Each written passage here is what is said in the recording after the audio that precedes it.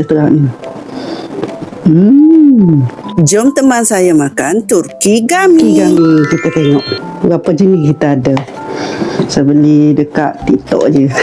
Lalu-lalu FIP FOMO kita Saya beli setengah kilo. Kita susun-susun. Okey, jom makan. Saya nak tengok ni. Pisang. Bismillah. Wangi. Ada sikit-sikit rasa pisang.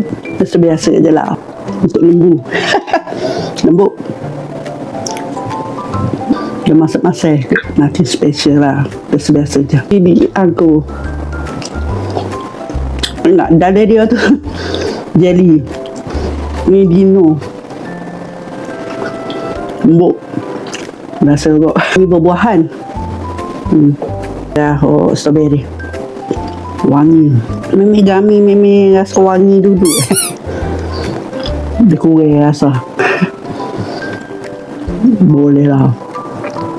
Anggur dia ada 2 jenis. Ada 2 jenis. Kita tengah strawberry. Yummy. Atau macam marshmallow. Tak?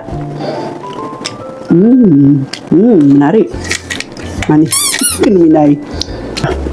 Untuk ni. Kenyang tapi tak kenyang kuat. Wangi.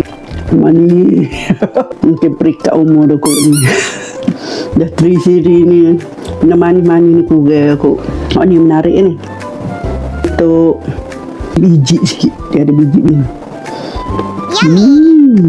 Luar crunch. Dalam lembut. Sedap. Kenyang. Semua yang saya beli ni, semua yang jenis manis. Tapi dia ada masa-masa juga sikit. Macam ulat tu, ulat.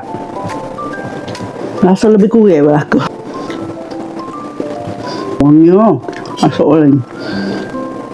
Untuk kau. Tu sedap.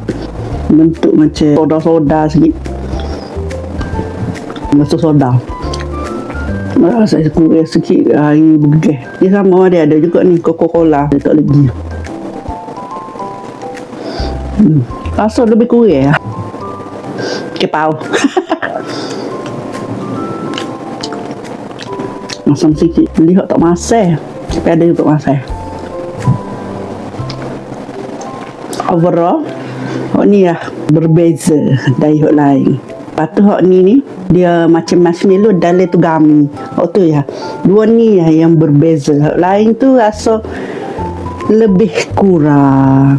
Boleh lah untuk cuba. Jangan lupa subscribe, like, komen, share video ini. Terima kasih.